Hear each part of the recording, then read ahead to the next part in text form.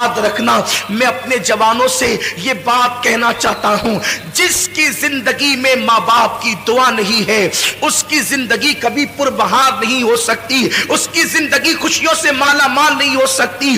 آج انسان سب کی دعا لینا چاہتا ہے، ماں باپ کی دعا نہیں لینا چاہتا، مگر یاد رکھیں آپ کے لیے کوئی بھی بڑے سے بڑا پیر، بڑے سے بڑا عالم، بڑے سے بڑا مفتی، بڑے سے بڑا خطیب، بڑے سے بڑا ادیب اگر آپ کے لیے دعا کر دے، اللہ چاہے تو دعا قبول کرے، اللہ چاہے تو رد کر دے۔ وہ قادر و قیوم بے نیاز ہے، وہ چاہے جس کی دعا رد کر سکتا ہے، اس کے لیے اس کو کوئی پوچھ نہیں سکتا، اس پہ کوئی فرض واجب نہیں ہے۔ وہ کرم، وہ قبول کرے تو کرم ہے، رد کر دے تو اس کا عدل ہے۔ اللہ چاہے جس کی دعا رد کر دے، لیکن سنو سب کی دعا رد ہو سکتی ہے، کسی کی دعا کی قبولیت کی گارنٹی نہیں ہے سوائے ایک دعا کے۔ میرے کریم آقا فرماتے ہیں کہ جب ماں باپ اپنی اولاد کے لیے دعا کرتے ہیں تو اللہ ان کی دعا رد نہیں کرتا بلکہ قبول کر لیتا ہے۔ حضور فرماتے ہیں دعا والدہ لولدہ کا دعائی لکم،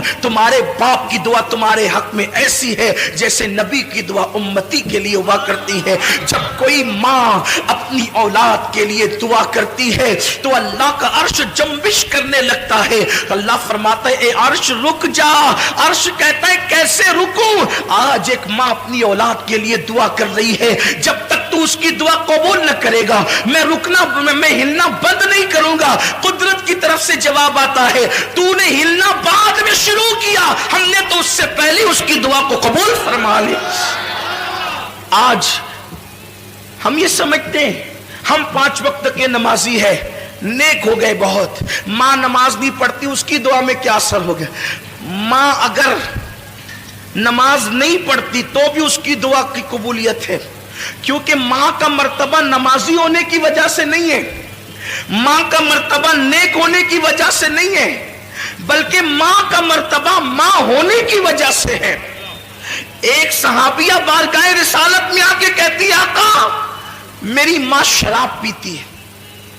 صحابیہ کہہ رہی میری ماں شراب پیتی ہے، کیا میں اپنی ماں کی خدمت کروں؟ حضور فرماتے ہیں ہاں خدمت کر۔ عرض کی حضور وہ شراب پینے کے لیے میخانے میں جاتی ہے، حضور فرماتے ہیں محبت سے سمجھا، اور اگر نہ مانے جب وہ شراب پی کے بے ہوش ہو جائے تو ادب سے اس کو اٹھا کر لا اور اس کے بستر پہ لٹا دے۔ یہ اسلام کی تعلیم ہے، لیکن آج ماں باپ کے ساتھ اس نے سلوک نہیں ہے۔ ماں باپ کو گھر کا کچرا سمجھا جاتا ہے، ماں باپ کو ذلیل و رسوا کیا جاتا ہے۔ یاد رکھنا ہمیشہ جوان نہیں رہو گے، جس دن تمہاری جوانی ڈھلے گی تم بھی باپ بنو گے، خواتین بھی ماں بنے گی۔ تم نے اپنی اولاد کے ساتھ جیسا سلوک کیا تمہاری اولاد اس سے بدتر تمہارے ساتھ سلوک کرے گی۔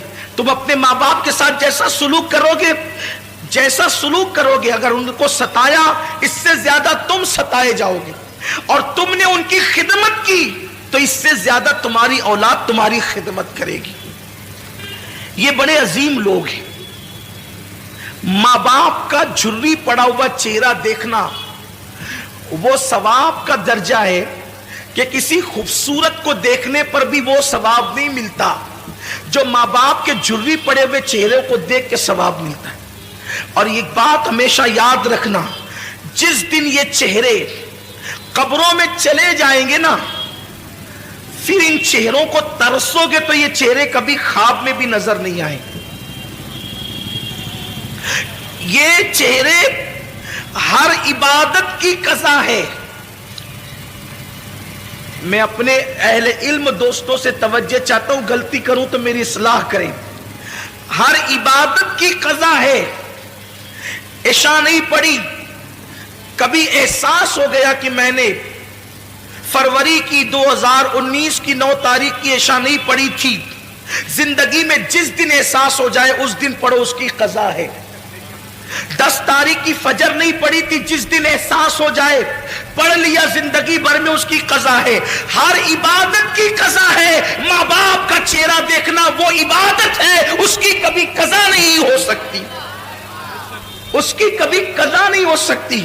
اور زندگی میں جس دن ماں باپ نہیں ہوں گے اس دن آپ کو اپنے ماں باپ یاد آئیں گے۔ ارے میں کیا اور آپ کیا، اپنی کیا اوقات اور اپنی کیا حیثیت ہے. اللہ کے رسول صلی اللہ علیہ وسلم کو خود زندگی میں کئی مرتبہ اپنے ماں باپ یاد آئے. اگر ہر موقع کا ذکر کروں تو ایک طویل وقت چاہیے، لیکن تو میں عرض کر رہا تھا کہ کئی بار حضور کو والدین یاد آئے، لیکن ایک مقام پر حضور ایک موقع صرف عرض کر رہا ہوں، ایک موقع صرف عرض کر رہا ہوں کہ حضور علیہ الصلوۃ والتسلیم کو جب ماں باپ کی یاد آتی تھی تو حضور کی آنکھوں میں آنسو آ جاتے. حضور کو ظاہر سی بات ہے، جو رحمت للعالمین ہو، جو سب سے پیار کرتے ہوں، وہ اپنے ماں باپ سے کتنا پیار کرتے ہوں. اور حضور کے ماں باپ جیسے ماں باپ ہونے کی حیثیت سے کسی کے نہیں ہے. اگر بات حضور کے والدین کی آئی ہے تو مجھے حضور کی امی جان کی یاد آ گئی. حضور کی امی جان سیدہ آمنہ جب لوگ دور جہالت میں جیتے تھے تو اس وقت حضور کی امی کے پاس اتنا علم تھا کہ حضور کی امی شاعری کرتی تھی. شاعرہ تھی حضور کی امی جان. ان کی شاعری کتابوں کے اندر موجود ہے. بہت بڑی دانشور تھی حضور کی امی جان سیدہ آمنہ خاتون سلام اللہ علیہا. بلکہ حضور کی امی کی یاد آئی ہے تو میں دو باتیں عرض کرنا چاہتا ہوں. ایک بات کہنا چاہتا تھا لیکن ایک بات اور یاد آئی. حضور علیہ السلام کی عمر جب 6 سال کی ہوئی تو اس وقت حضور کی امی کا وصال ہو گیا. حضور کی والدہ کا وصال ہو گیا. وصال کا سبب یہ چیز بنی کہ حضور کی عمر 6 سال کی تھی. حضور کی امی جان نے کہا میرے شہزادے محمد تم نے اپنے والد کی زیارت نہیں کی ہے، ایک کام کرو کہ تمہارے والد کی قبر یثرب میں ہے، یعنی موجودہ مدینہ منورہ. اس وقت وہ مدینہ نہیں بنا تھا، یثرب اس کہلاتا. یثرب میں ہے تمہارے ابا کی قبر. چلو تم نے باپ کا چہرہ تو نہیں دیکھا، تم کو والد کے مزار کی زیارت کرا کر کے لاتی ہوں. حضور علیہ السلام 6 سال کی عمر میں پہلا سفر کرتے ہیں. حضور کا یہ پہلا سفر ہے 6 سال کی عمر میں. اور 6 سال کی عمر میں پہلا سفر حج کے لیے نہیں ہے، تجارت کے لیے نہیں ہے، نماز کے لیے نہیں ہے، بلکہ مزار کی زیارت کے لیے.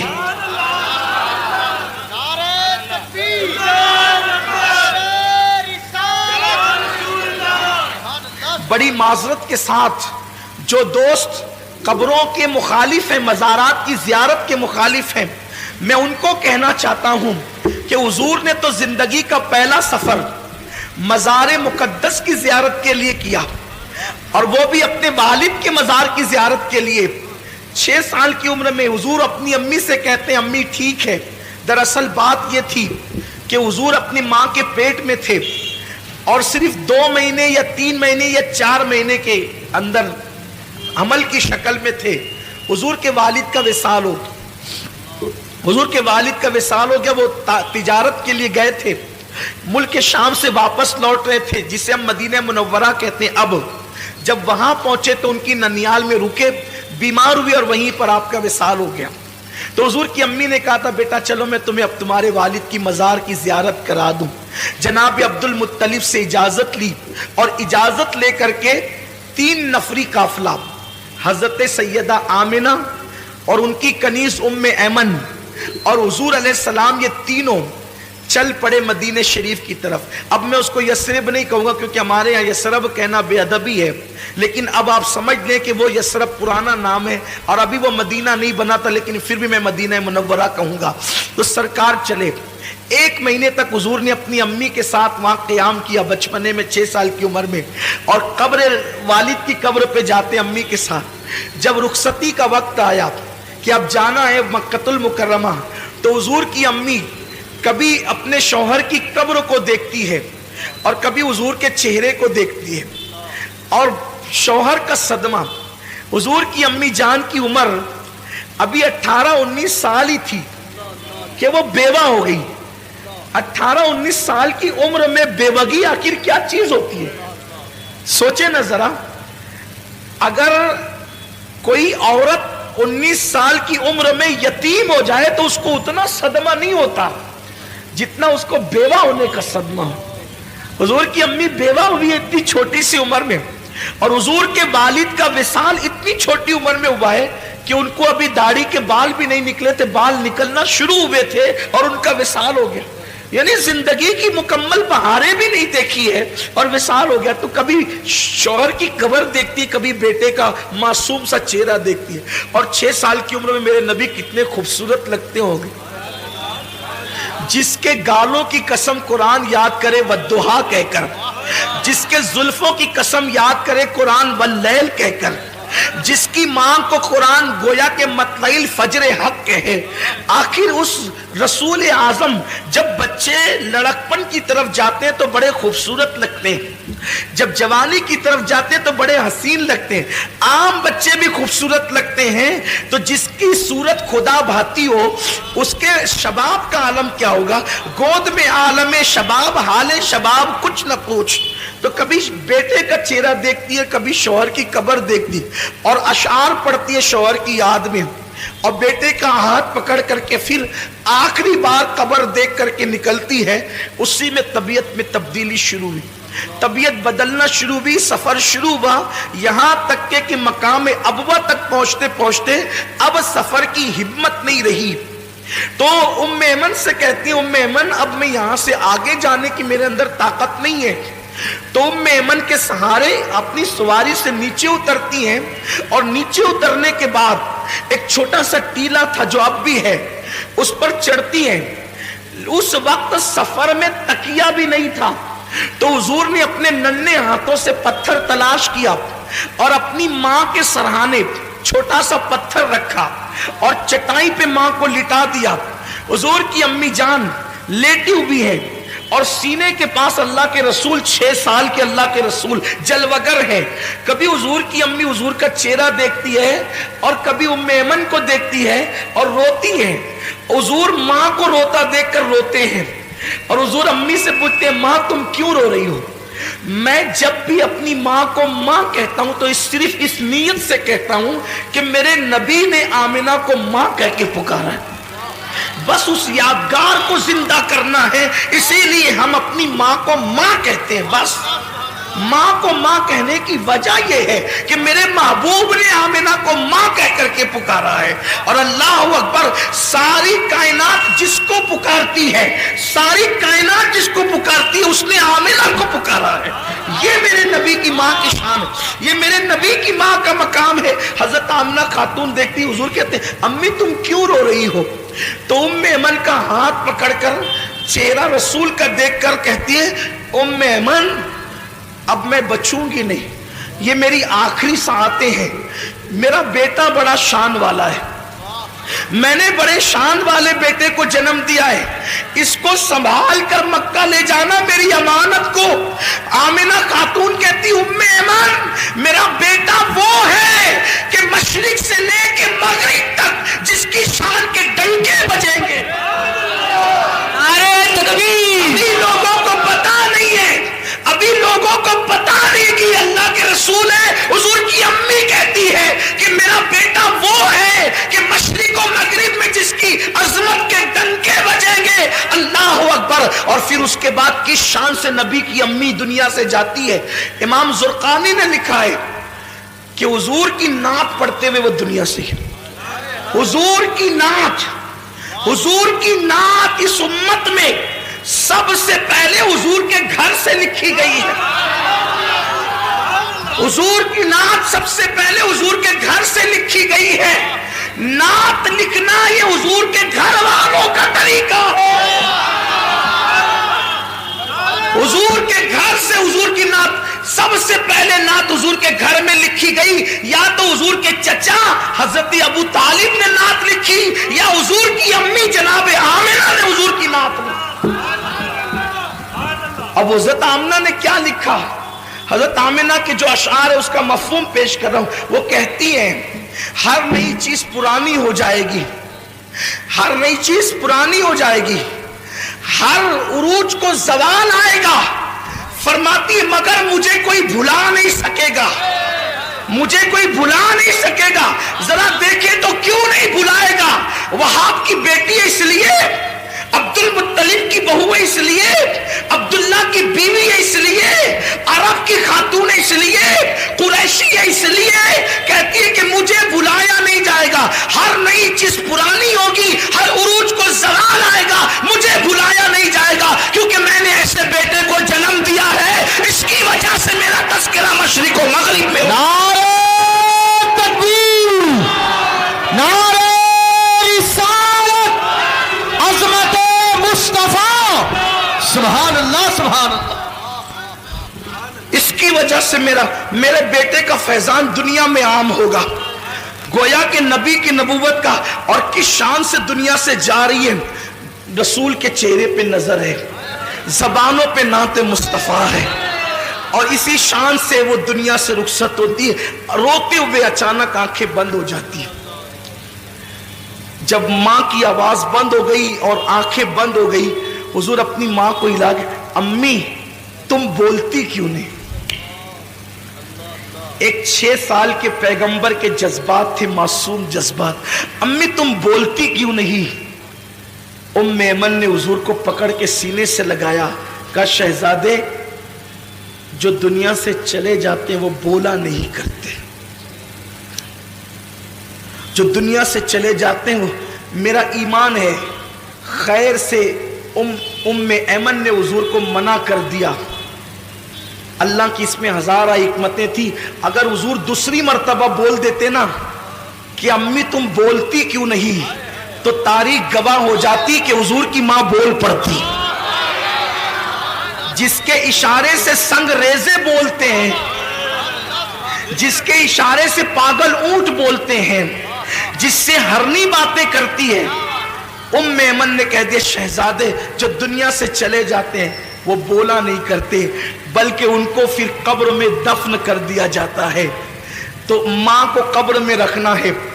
میں اپنے الفاظ کے جامع میں تاریخی حوالے پڑھ رہا ہوں کہ ماں کو قبر میں رکھنا ہے، تو حضور نے ننھا سا پتھر اپنے ہاتھ میں لیا، ننھے سے گورے گورے خوبصورت ہاتھوں میں، اور اس ٹیلے کو ام ایمن کے ساتھ کھودنا شروع کیا۔ داؤد علیہ السلام کے ہاتھوں پر اللہ نے لوہے کو نرم کر دیا، اور حضور کے ہاتھوں پر وہ ٹیلا نرم ہو گیا۔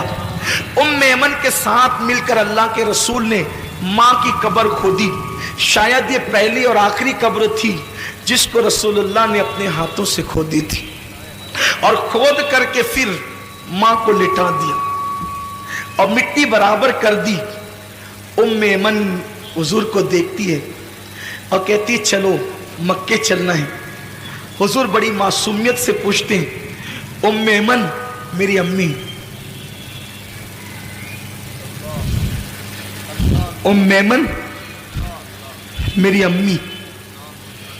ام ایمن نے کہا شہزادے مقام ابوا میں قیامت تک تیری ماں کو ہم چھوڑ جاتے۔ جیسے ہاتھ پکڑا اور نیچے اتری، حضور نے ہاتھ چھڑا دیا۔ ام ایمن کہتی حضور نے ہاتھ چھڑا دیا اور دوڑتے ہوئے کہیں چلے گئے، میں ڈھونڈنے لگی کہیں نہیں ملے، جب مجھے کہیں نہیں ملے پہ پریشان ہو گئی، آمنہ کی امانت کہاں چلی گئی، آمنہ کی امانت کہاں چلی گئی۔ جب میں ڈھونڈ چکی کہیں نہیں ملے تو میں ٹیلے پہ چڑھی تو کیا دیکھا کہ حضور ماں کی قبر سے لپٹ کر رو رہے ہیں، ماں کی قبر سے لپٹ کر رو رہے ہیں، اور میں نے یہ جملے سنے کہ امی تمہیں تو معلوم تھا نا کہ سب کا کوئی نہ کوئی ہے، میرا تو تمہارے سوا اور کون ہے، تم بھی مجھے چھوڑ کر کے چلی، باپ تو پہلے ہی چلے گئے تھے، تم بھی چھوڑ کر راستے میں چلی۔ رو رہے تھے حضور علیہ السلام۔ ام ایمن کہتے میں نے اٹھایا اور کہا کہ چلیے چلیے، یہاں تک کہ حضور کو میں لے کر چلی۔ حضور پلٹ پلٹ کر روتے تھے اور ماں کی قبر کی طرف دیکھ۔ یہ ماں ہے، آج جن ماؤں کی قدر آپ کے ہمارے پاس نہیں ہے، ماں ہے۔ پتہ نہیں ام ایمن نے کس طریقے سے حضور کے آنسوؤں کو خشک کیا، چپ کرایا، کیسے تسلی دی، کیسے حوصلہ دیا، کیسے ہمت دی، یہ ام ایمن جانے، حضور جانے۔ حضور بار بار اپنی ماں کو یاد کرتے رہے۔ ایک دن اللہ کے رسول علیہ الصلوۃ والسلام مسجد نبوی شریف کے ایک کونے میں جلوہ گر ہیں، صحابہ اپنے اپنے کاموں میں مصروف ہیں، حضور علیہ السلام خاموش خاموش آنسوؤں سے رو رہے، حضور کی آنکھوں میں آنسو ہے، صحابہ کرام کی عادت تھی جب حضور مجمع میں ہوتے یا محفل میں ہوتے تو صحابہ حضور ہی کو دیکھتے رہتے. جب سرکار کو روتے ہوئے صحابہ نے دیکھا تو دوڑ پڑے حضور کی طرف, کیونکہ حضور کی تکلیف ان کو اپنی تکلیف سے زیادہ گراں تھی اور حضور کی خوشی اپنی خوشی سے زیادہ پسند تھی. میری قوم کے جوانوں, تمہارے پاس واٹس ایپ کے لیے ٹائم ہے نا, بوڑھے ماں باپ کے لیے ٹائم نہیں ہے نا آپ کے پاس. کھیلتے رہو واٹس ایپ, دیکھتے رہو فلمیں, رات کے 3 بجے تک فیس بک پہ ٹائم پاس کرتے رہو, دوستوں کے ساتھ گھومتے رہو. جس دن تمہاری ماں کا چہرہ کفن میں چھپ جائے گا اس دن تمہیں احساس ہوگا کہ تم نے کتنی بڑی نعمت کھوئی ہے.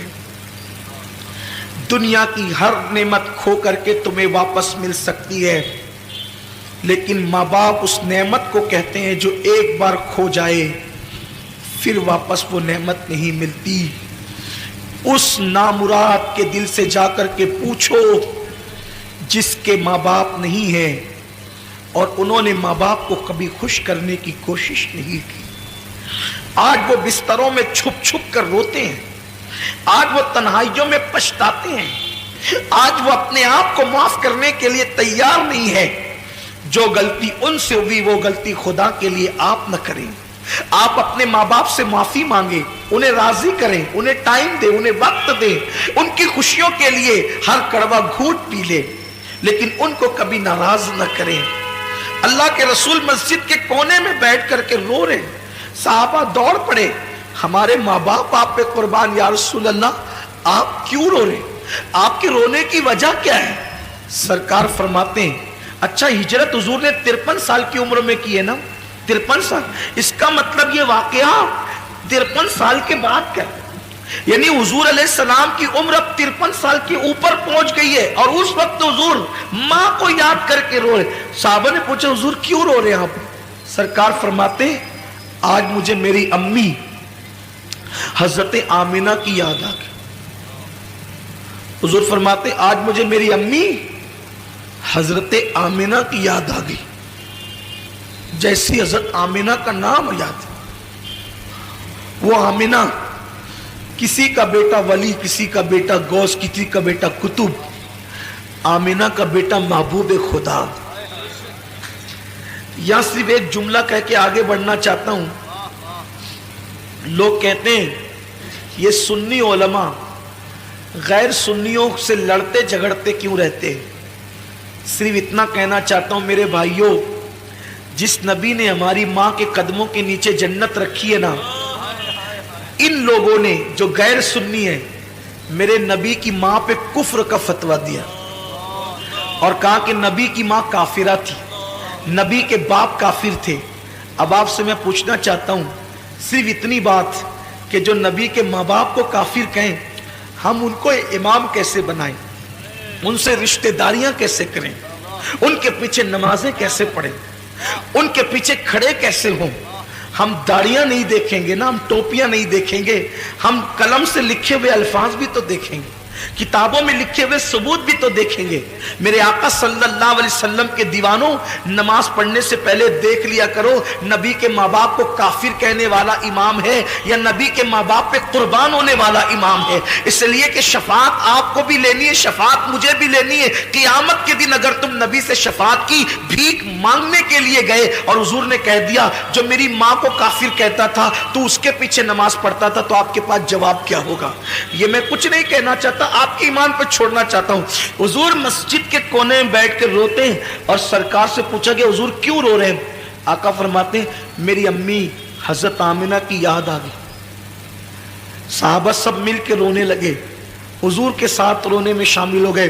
حضور کی امی یاد آئی ہے, آج نبی کو اپنی والدہ یاد آئی, ماں یاد آئی ہے نبی کو. پھر روتے روتے حضور علیہ السلام کو کچھ افاقہ ہوتا ہے تو سرکار اپنے صحابہ سے کہتے ہیں اے میرے صحابہ, اس وقت میری ماں حضرت آمینہ حیات ہوتی تو کیا ہوتا, کیسا ہوتا, کیا حال ہوتا؟ صحابہ کہتے حضور کیا ہوتا؟ آقا فرماتے میں تمہیں عشاء کی نماز پڑھا رہا ہوتا, میں تمہیں عشاء کی نماز پڑھا رہا ہوتا اور میری امی مجھے آواز دیتی मोहम्मद इधर आओ, मेरे बेटे मोहम्मद इधर आओ। मेरी मां मुझे आवाज देती, सरकार फरमाते मैं क्या करता? साहबा ने कहा क्या करते? हुजूर फरमाते मैं नमाज को छोड़ देता और लब्बैक कहते हुए अपनी मां की बारगाह में पहुंच। ये मां है, ये मां का मर्तबा है। लेकिन आज मेरा जवान कैरम छोड़ करके मां के पास आने के लिए तैयार, मोबाइल का गेम छोड़ के अपनी मां के पास, बाप के पास आने के लिए तैयार नहीं है। हुजूर फरमाते जो माँ बाप की नाफरमानी करेगा वो जन्नत की खुशबू से भी महरूम कर दिया जाएगा। याद रखना, कितने भी बड़े मनसब पे फाइज हो जाओ, माँ बाप से तुम कभी बेनियाज नहीं हो सकते। जनाब मूसा से अल्लाह ने कहा था मूसा जरा संभल कर आना। अर्ज की मौला तूर पर तो हमेशा आता हूं, पहली बार तो नहीं आया। इरशाद हुआ जब तुम घर से निकलते थे तो मां आंचल पसार के दुआ करती थी, अल्लाह मेरे मूसा की तबीयत में गुस्सा और जलाल ज्यादा है, अगर तुझसे कलाम करते हुए आवाज ऊंची हो जाए तो तू दरगुजर कर देना, दरगुजर कर देना, आवाज ऊंची हो जाए तो। मूसा अब तेरे पीछे दुआ करने वाली मां नहीं रही, इसलिए कहा जा रहा है जरा संभल कर आना। अल्लाह के कलीम को कहा जाता है पीठ के पीछे दुआ करने वाली मां अब तेरे घर में नहीं है तो जरा संभल कर आना। गौर तो करें आप, नबी से कहा जा रहा है मां की दुआ क्या है? सारी दुनिया मुखालिफ हो जाए, बद्दुआ करे, तन्हा मां दुआ करे, अल्लाह मां की दुआ कबूल करे, सबकी बद्दुआ रद्द कर दे। और तन्हा मां बद्दुआ करे और पूरी दुनिया मिलकर दुआ करे तो अल्लाह सबकी दुआ रद्द कर दे, मां की बद्दुआ कबूल कर ले। एक दिन हजरत मूसा अलैहि सलाम जंगल में चल रहे, चलते चलते थक गए, चलते चलते थक गए। अल्लाह से कहते मौला थक गया हूं, सवारी नहीं है। अल्लाह ने फरमाया एक मेरा बंदा है उससे जाकर कहो। हजरत मूसा गए, उससे कहा मेरे पास सवारी नहीं है। उसने दुआ की अल्लाह बादल जमीन पे भेज ताकि मैं तेरे इस बंदे के लिए सवारी का इंतजाम करूं। बादल जमीन पे उतर आया, उसने कहा जनाब चढ़िए और बादल पे चढ़ करके जहां जाना चाहते जाइए। हजरत मूसा बादल पे सवार हो गए, बादल चल पड़ा। और इसकी मौला कितना नेक बंदा ये, इसकी दुआ से बादल जमीन पे आया। इरशाद हुआ मूसा कोई अमल ही नहीं है इसका, ये नेक नहीं है जिसको तू नेक समझ रहा है। फिर मौला इसकी दुआ की इतनी अहमियत। इरशाद हुआ उसने तो बादल बुलाया, अगर आसमान भी जमीन पे बुलाने की दुआ करता तो हम आसमान को भी जमीन पे उतार देते। अर्ज की जब ये नेक नहीं है, इतना नेक नहीं है तो इसकी दुआ की अहमियत क्यों है? कि इसकी नेकी की वजह से नहीं, ये हमेशा अपनी माँ की खिदमत करता था और माँ को खुश कर दिया था। माँ ने मरते मरते कहा अल्लाह इसने मेरी खिदमत का हक अदा कर दिया, ये जब भी तुझसे जो दुआ करे तो इसकी हर दुआ को कबूल कर लेना। इसकी मां की दुआ की बरकत है, इसकी मां की दुआ की नेकी कुछ नहीं है ज्यादा, इसके पास मां की दुआ की बरकत है। हुजूर फरमाते हैं जो मां बाप की नाफरमानी करे वो जन्नत की खुशबू भी नहीं सूंघे, बल्कि जिससे मां बाप नाराज हो वो भी जन्नत में नहीं जाएगा, शहीद होगा तो भी जन्नत में नहीं जाएगा। अल्लामा सैयद नईमुद्दीन मुरादाबादी ने लिखा है अगर कोई शहीद हो जाए ना, शहीद और माँ बाप या दोनों में से कोई एक नाराज हो तो भी वो जन्नत में नहीं जाएगा, मगर चूंकि वो शहीद हुआ है तो जहन्नम में भी नहीं जाएगा। जन्नत और जहन्नम के दरमियान एक मकाम आराफ है, वहां रखा जाएगा। फिर अल्लाह उसके माँ बाप को पहले राजी करेगा, जब तक माँ बाप राजी नहीं होंगे उस शहीद को जन्नत नहीं मिलेगी। सोचो शहीद होकर भी माँ बाप की रजा के बगैर जन्नत नहीं मिलती, तो हमें अल्लाह अकबर सोचिए तो सही। और अपनी गुफ्तगू को एंड पर पहुंचाने के लिए एक बात आपसे कहूं यार, जो माँ बाप का गुस्ताख हो, तवज्जो आपकी, ध्यान है आपका, है जब माँ बाप का कोई गुस्ताख हो, कलमा पढ़ के, नमाज पढ़ के, हज करके, ज़कात दे के, शहीद होकर भी माँ बाप की गुस्ताखी की वजह से जन्नत में नहीं जा रहा है, तो जो रसूल पाक का गुस्ताख हो वो कलमा पढ़ के जन्नत में कैसे जा सकता है? माँ बाप से बड़ा मर्तबा नबी का है ना। लोग कहते हैं कैसी बात करते हैं मौलाना, कलमा पढ़ने वाले जन्नत में जाएंगे। अरे कलमा पढ़ के माँ बाप की गुस्ताखी किए तो जन्नत नहीं मिलेगी, तो कलमा पढ़ के नबी की गुस्ताखी किए तो जन्नत कैसे मिल सकती? दो बातें हो गई, शराब के आदी को जन्नत की खुशबू नहीं, माँ बाप के नाफरमान को जन्नत की खुशबू नहीं, और कोई किसी पे एहसान करे, तीसरा कोई किसी पे एहसान करे और एहसान करके एहसान जताए, एहसान करके एहसान जताए, अल्लाह उसको भी जन्नत की खुशबू नहीं अता करेगा। मतलब क्या? किसी गरीब की मदद की,